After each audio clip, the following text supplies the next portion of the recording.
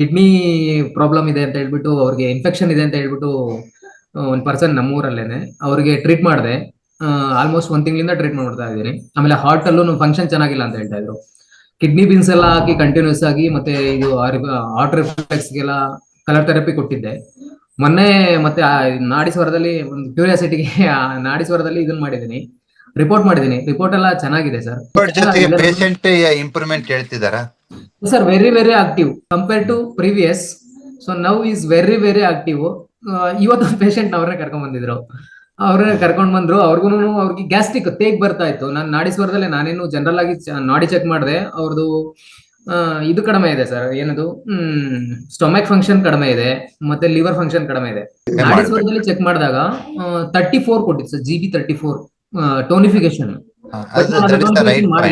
ಮಾಡಿಲ್ಲ. GB 34 tonify ಮಾಡಬಹುದು. That will reduces the spleen dampness. Digestion problem ಇದೆ sir ಅವ್ರಿಗೆ. ನೀವು GB ನ ರೈಸ್ ಮಾಡಿದಾಗ ಏನಾಗುತ್ತೆ, ಡೈಜೆಷನ್ ಬೆಟರ್ ಆಗುತ್ತೆ. ನಾನು GB ಟಚ್ ಮಾಡಕ್ ಹೋಗ್ಲಿಲ್ಲ. ನೀವು ಲಾಸ್ಟ್ ಕ್ಲಾಸ್ ಅಲ್ಲೆಲ್ಲ ಹೇಳಿದ್ದನ್ನ ನಾನು ಕೇಳಿಸ್ಕೊಂಡಿದ್ದೆ. ಹಂಗಾಗಿ ನಾನೇನ್ ಮಾಡಿದೆ, ಲಿವರ್ ಟು ಕೊಟ್ಟಿದ್ದೀನಿ ಸರ್ ಇವತ್ತು. ಇಲ್ಲ, ನೀವು ಯಾಂಗ್ ಟೋನಿಫೈ ಮಾಡಿದಾಗ ತೊಂದರೆ ಆಗಲ್ಲ, ಸೆಡೇಟ್ ಮಾಡಬಾರ್ದು. Okay. Thank you sir, thank you very much.